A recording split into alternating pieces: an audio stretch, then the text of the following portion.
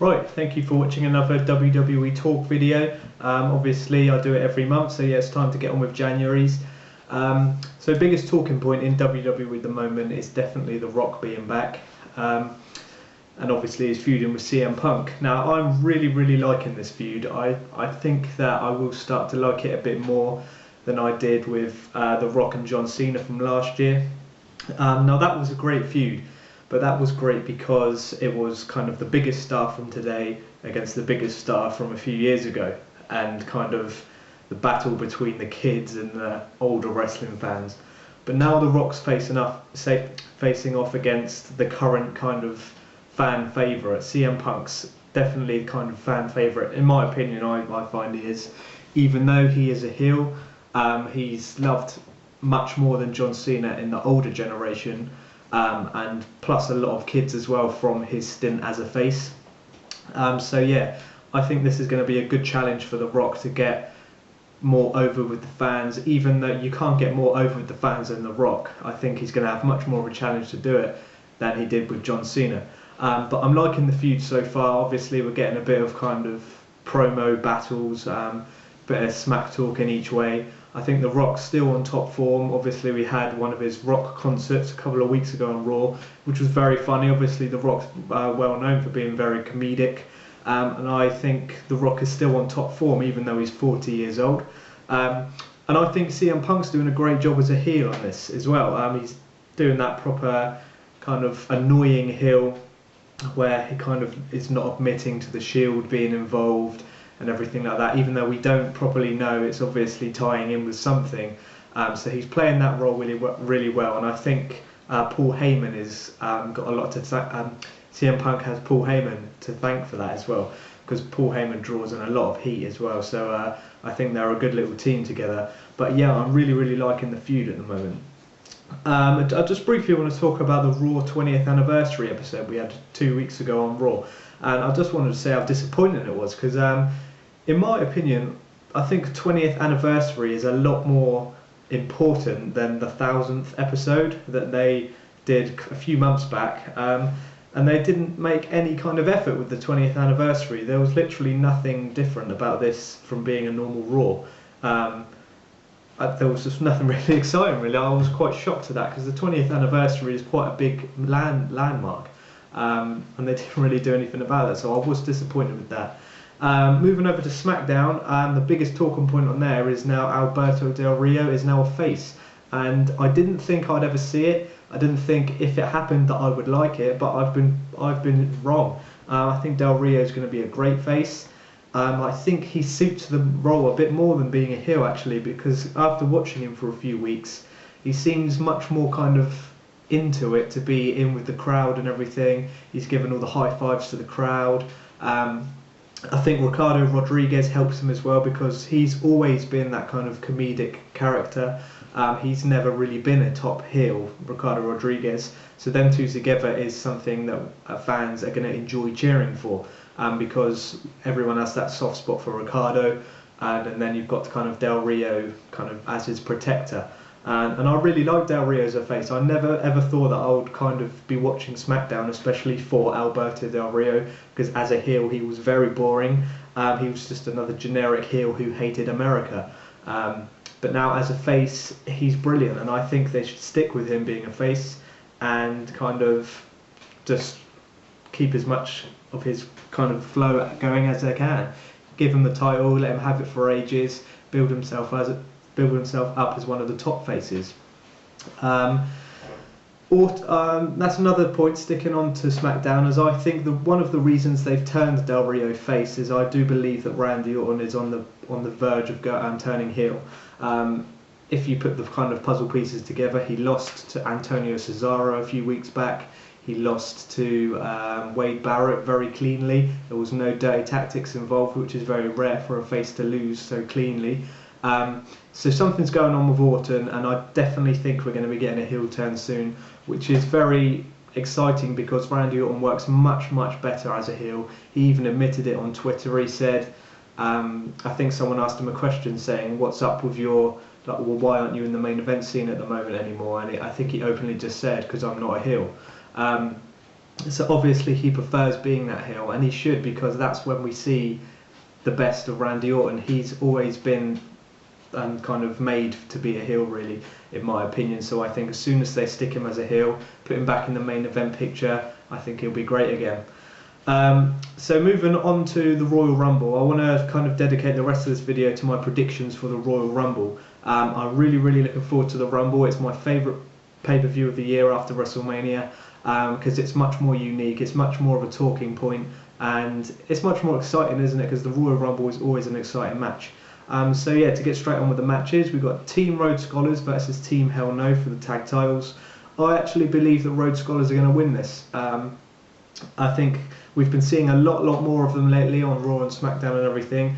And although Team Hell No are very good, I really enjoy kind of Kane and Daniel Bryan's relationship. I do think it's coming to an end, because we did get the graduation of their kind of anger management on the most recent Raw, so that's kind of putting an end to the whole Dr. Shelby anger management story, in my opinion. So I do think they're going to be dropping the titles soon and going off back to their singles careers, which I think is going to be a good point, because Daniel Bryan, as you know, is very talented, he's very popular. I do think he needs to kind of stand on his own 2 feet now, and they need to hopefully propel him and get him back in that main event picture. And Kane's always going to be there. You know, Kane's a legend because Kane's just Kane. He'll always be there. So yeah, there'll still be a good place for Kane. And then we've got Big Show versus Del Rio in a last man standing match, and Del Rio's going to retain his title in this, isn't he? There's no way in hell that Big Show's getting the title back. I think WWE made a huge mistake by putting the belt on Big Show. Why would they put the belt on a 40-plus-year-old man who's been there since the Attitude Era, and not give it to one of their up-and-coming stars like Wade Barrett or Dolph Ziggler, Antonio Cesaro, someone like that? I didn't really see the point in Big Show being the champion, because he's not popular with the crowd or anything like that. He just literally was given the belt, and I can't see him getting that back. I think it's just kind of to fill up the match card, really. So yeah, Del Rio is 100% going to win that match. And then we've got The Rock versus CM Punk. Now, I do think The Rock is going to win this match, and I think he will become champion up until, I'd like to say up until WrestleMania, but I genuinely can't see The Rock being on Raw every week until WrestleMania. It's just not like him. You know how busy The Rock is. He only turns up every now and again. I know he's been on it the last 3 or 4 Raws, but that's just a build up for the Royal Rumble. But so I don't know if I can see The Rock being on a full-time basis up until WrestleMania. It's just too far away. It's literally 4 months away. So we'll have to see, but I do think The Rock's going to win, so I can't really get around it in my head. I think CM Punk's had the title for a very long time now. It's like 450 something days or something like that they keep mentioning. So yeah, it's definitely time for a title change, and what a person to drop the title to, The Rock, give him one last title run. It's going to be, I know a lot of people don't agree with a full-time person, not a non-full-time person being champion, sorry. But I think The Rock's a legend. He's secured his status enough that he can have one more title run without anyone kind of moaning, because it's The Rock, and he kind of, wrestling wouldn't be where it is today if it wasn't for him.